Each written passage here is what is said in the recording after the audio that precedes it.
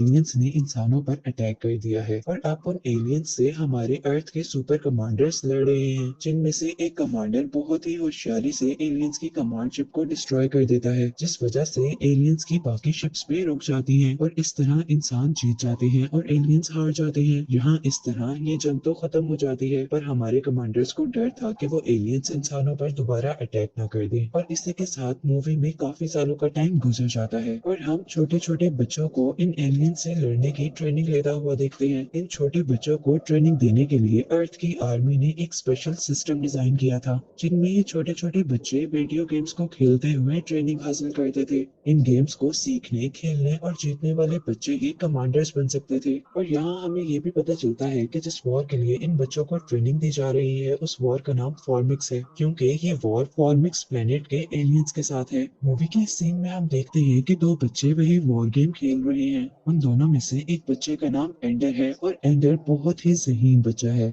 यहाँ पर वो अपने से बड़े बच्चे के साथ गेम खेल रहा था। एंडर उस बच्चे से बहुत छोटा होने के बावजूद उस बच्चे को बहुत ही आसानी से वो गेम हरा देता है। ये देखकर कि एक छोटे से बच्चे ने मुझे हरा दिया, उस बड़े बच्चे को बहुत ज्यादा गुस्सा आता है और यहाँ उनके दरमियान में फाइट शुरू हो जाती है। इसी दौरान हम देखते हैं कि उन सभी बच्चों की गर्दन पर एक चिप लगी हुई है और ये चिप बच्चों के माइंड को रीड और कंट्रोल किया करती थी। यहाँ इन्हीं डिवाइस की हेल्प से यहाँ पर होने वाला सारा वाकया ऑफिसर्स भी देख लेते हैं। इसके बाद ऑफिसर्स एंडर को अपने ऑफिस बुलाते हैं। ऑफिस में आने पर एंडर की गर्दन से उस चिप को उतार दिया जाता है, जिसकी वजह से एंडर को लगता है कि वो अब फॉर्मिक्स ट्रेनिंग का हिस्सा नहीं रहा। इसी वजह से वो बहुत ज्यादा डिसअपॉइंट हो जाता है, क्योंकि वो इस प्रोग्राम के लिए बहुत ज्यादा पैशनेट था और वो हर हाल में इस आर्मी प्रोग्राम का हिस्सा बनना चाहता था। अब एंडर ऑफिस से बाहर आता है, जहाँ वो बुरे लड़के उसे बुली करने के लिए खड़े हुए थे, जिनके साथ एंडर की लड़ाई हुई थी। एंडर को उन लड़कों पर गुस्सा आ रहा था, इसी वजह से एंडर की दोबारा उन लड़कों के साथ फाइट हो जाती है और एंडर कमाल की ट्रिक्स दिखाते हुए उन सभी लड़कों को अकेला ही हरा देता है। ये सब चीजें ऑफिसर नोटिस कर रहे थे। उन लोगों की फाइट के दौरान वो लोग ये नहीं जानते थे कि ये सारी चीजें ऑफिसर नोटिस कर रहे हैं। इसके बाद वो अपने घर चला जाता है, लेकिन घर जाने पर भी वो बहुत ज्यादा उदास था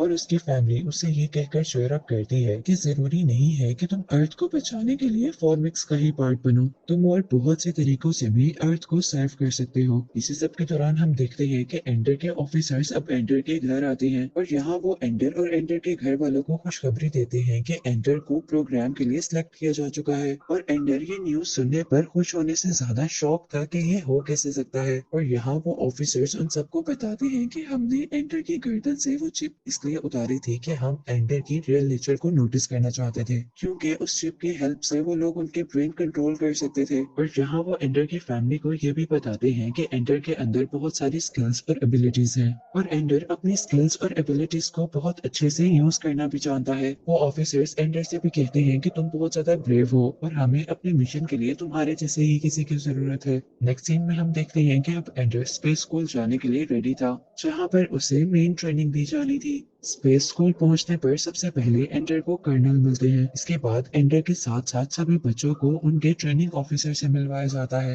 वो ऑफिसर सभी बच्चों को यहाँ पर रूल्स बताते हैं और साथ ही उन्हें एक वीडियो क्लिप भी दिखाया जाता है। ये वीडियो क्लिप उसी वॉर का था जो वॉर हमें मूवी के स्टार्ट में दिखाई जा रही थी। इसके बाद सारे बच्चों को एक ऐसे रूम में लेकर जाया जाता है जहाँ पर जीरो ग्रेविटी थी, यानी वो एक स्पेस रूम था। और इस रूम को बैटल रूम भी कहते थे, क्योंकि इस रूम में बच्चों को लड़ना सिखाया जाता था। एंडर क्योंकि अपने सारे मिशंस बहुत अच्छे से कंप्लीट कर रहा था, इसीलिए सभी ऑफिसर्स को एंडर की एबिलिटीज पर यकीन हो गया था और उनको लगता है कि एंडर वही लड़का है जो उनकी जंग जीत सकता है।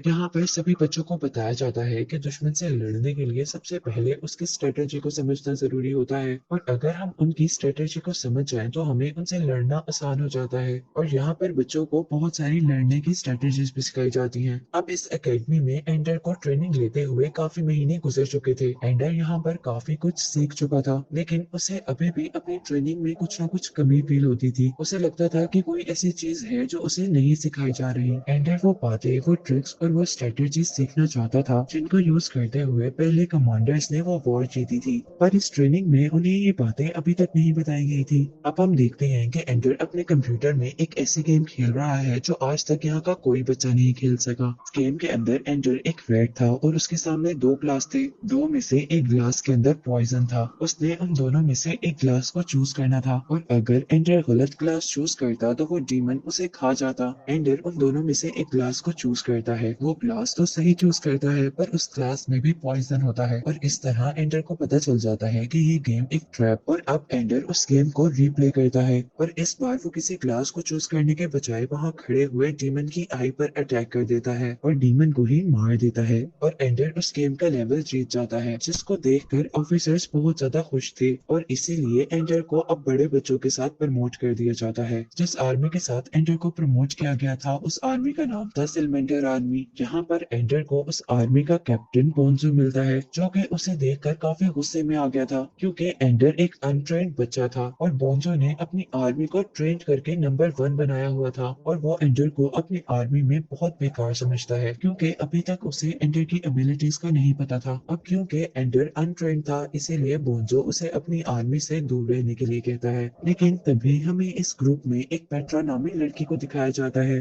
जो कि एंडर के साथ दोस्ती कर लेती है और एंडर को उसके फ्री टाइम में ट्रेनिंग देना शुरू करती है। बोंजो को जैसे ही ये पता चलता है कि एंडर ट्रेनिंग ले रहा है तो वो उसे ट्रेनिंग लेने से मना कर देता है, लेकिन एंडर उसकी कोई बात नहीं मानता। अब यहाँ पर हम देखते हैं कि सेलेमेंडर आर्मी का किसी और आर्मी के साथ मैच था और बोंजो ये मैच हर हाल में जीतना चाहता था। उसे लगता था कि एंडर उनकी टीम में हुआ तो वो लोग जरूर हार जाएंगे, इसीलिए वो एंडर को बैटल एरिया से दूर रहने को कहता है। बैटल रूम में मैच स्टार्ट हो जाता है और मैच के दरमियान में एंडर देखता है कि पेट्रो को फ्रीज कर दिया गया है और अब एंडर पेट्रो की जगह खेलने के लिए बैटल रूम के अंदर आता है। वो 1 मिनट तो साइड पर रहता है और सारी गेम को समझता है और फिर कमाल की स्ट्रेटेजीज दिखाते हुए वो गेम जीत जाता है। अब एंडर की वजह से सेलमेंडर आर्मी की ये जीत देखकर ऑफिसर्स बहुत ज्यादा खुश थे। एंडर की परफॉर्मेंस देखते हुए ऑफिसर्स अलाउ करते हैं कि एंडर अपनी आर्मी बनाए जिसका कैप्टन वो खुद होगा और वो अपनी आर्मी को खुद ट्रेन करेगा। एंडर अपनी आर्मी बनाता है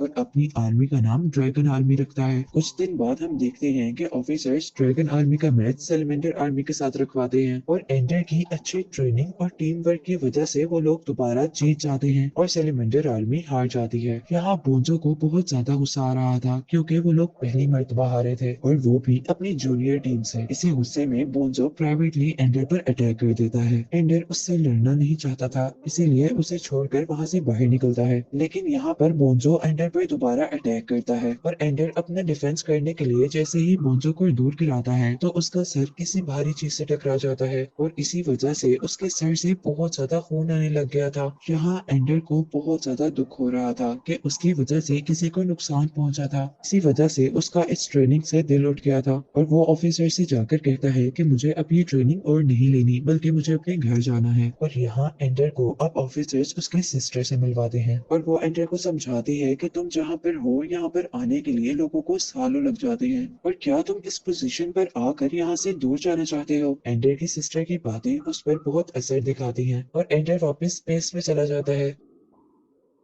स्पेस में जाने पर अब एंडर को स्पेस स्कूल नहीं लेकर जाया जाता बल्कि उसे उस जगह पर लेकर जाया जाता है जहां पर उन्होंने फॉर्मिक्स के साथ जंग करनी थी और यहाँ पर अब एंडर को फाइनल और लास्ट ट्रेनिंग दी जानी थी। यहाँ पर एंडर को एक कमांडर से भी मिलवाया जाता है। ये कमांडर वही कमांडर थे जिन्होंने पास्ट में एलियंस की शिप डिस्ट्रॉय की थी और इधर एंडर उनसे वही सवाल करता है जो हमेशा से उसके माइंड में था कि उन्हें उस वॉर में यूज होने वाली स्ट्रेटेजीज क्यों नहीं बताई जाती। और इस बात के जवाब में कमांडर उसे एक वीडियो क्लिप दिखाते हैं जो कि उस वॉर की थी। इस क्लिप को देखते हुए एंडर कमांडर से जितने भी क्वेश्चन करता है तो कमांडर उन्हें उसके सारे क्वेश्चन से आंसर देते हैं। यहाँ पर एंडर नोटिस करता है कि जैसे ही एलियंस की कमांड शिप पर अटैक हुआ था तो एलियंस की बाकी सारी शिप भी रुक गई थी और इस बात का जवाब देते हुए कमांडर उन्हें बताते हैं कि फॉर्मिक्स बिल्कुल चूंटियों की तरह होते हैं। जिस तरह चूंटियों की क्वीन उन्हें लीड करती है इसी तरह इन एलियंस की भी एक क्वीन होती है और कमांडर उन्हें बताता है कि अगर क्वीन को मार दिया जाए तो वो सब के सब खुद ही मर जाते हैं। नेक्स्ट सीन में हम देखते हैं कि एंडर एक बैटल रूम में है, जहाँ एंडर को वो वेपन यूज करना सिखाया जाना था, जिस वेपन को यूज करके वो लोग फॉर्मिक्स की पूरी आर्मी को एक ही टाइम में बर्बाद कर सकते थे। यहाँ पर मेजर एंडर को बताते हैं कि ये तुम्हारी लास्ट ट्रेनिंग है, जिसके बाद तुम्हें फॉर्मिक्स को हराना है। यहाँ पर एंडर भी अपनी ट्रेनिंग के लिए बहुत ज्यादा एक्साइटेड था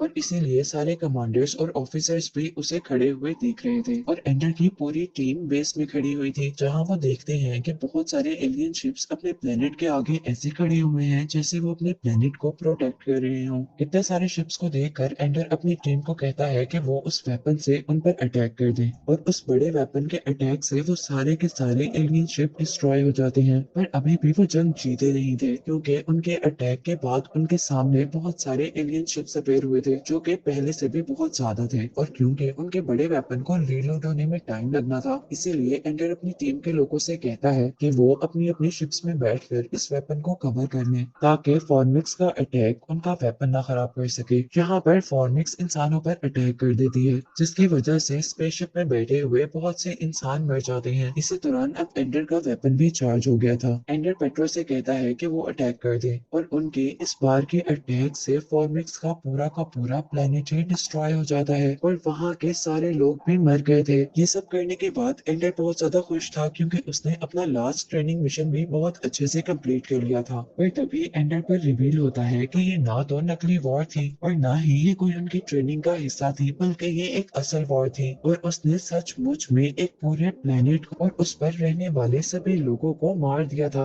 और अब वो ये देखकर बहुत ज्यादा दुखी था कि उसने एक पूरे के पूरे प्लेनेट को डिस्ट्रॉय कर दिया था। रात में हम एंडर को सोया हुआ देखते हैं, जहाँ उसके ड्रीम में उससे फॉर्मिक्स की क्वीन कांटेक्ट कर रही थी। वो जल्दी से उठता है और अपनी फ्रेंड पेट्रो को लेकर बैटल रूम की तरफ जाता है, जहाँ से फॉर्मिक्स का प्लेनेट नजर आता था। और वहां जाने पर उसे पता चलता है कि उसका ड्रीम बिल्कुल सच था और यहाँ उनकी क्वीन भी अभी तक जिंदा थी और वो क्वीन एंडर की माइंड के जरिए एंडर से कांटेक्ट कर रही थी। यहाँ पर एंडर को पता चलता है कि वो एलियंस हमारे दुश्मन नहीं है, बल्कि वो तो मुश्किल में थे और इसीलिए वो अर्थ पर इंसानों से हेल्प मांगने के लिए आए थे और अर्थ के लोगों ने इन्हें अपना दुश्मन समझकर मार दिया था। हालांकि उन लोगों को अपने प्लेनेट पर थोड़े से पानी की जरूरत थी, जो कि वो अर्थ से लेने आए थे। अब एंडर फॉर्मिक्स प्लेनेट के ऊपर जाता है और यहाँ पर फॉर्मिक्स की क्वीन उसे मारने वाली होती है, क्योंकि एंडर की वजह से उसका पूरा प्लेनेट तबाह हो गया था। लेकिन जैसे ही वो क्वीन नोटिस करती है कि एंडर अपने किए पर शर्मिंदा है, तो वो क्वीन एंडर को छोड़ देती है। यहाँ पर वो क्वीन एंडर को अपना एक एग देती है, जिसकी हेल्प से वो एलियंस फॉर्मिक्स दोबारा इस यूनिवर्स पर आ सकते थे। नेक्स्ट सीन में हम देखते हैं कि एंडर अर्थ पर वापस आ गया था और यहाँ उसके बहादुरी के इनाम पर उसे अपनी एक स्पेसशिप दी जाती है और एंडर अब फॉर्मिक्स को ठीक करने का डिसाइड करता है और अपनी स्पेसशिप में बैठकर फॉर्मिक्स प्लेनेट तक जाता है और जाते हुए वो अपनी सिस्टर के लिए एक लेटर लिखता है,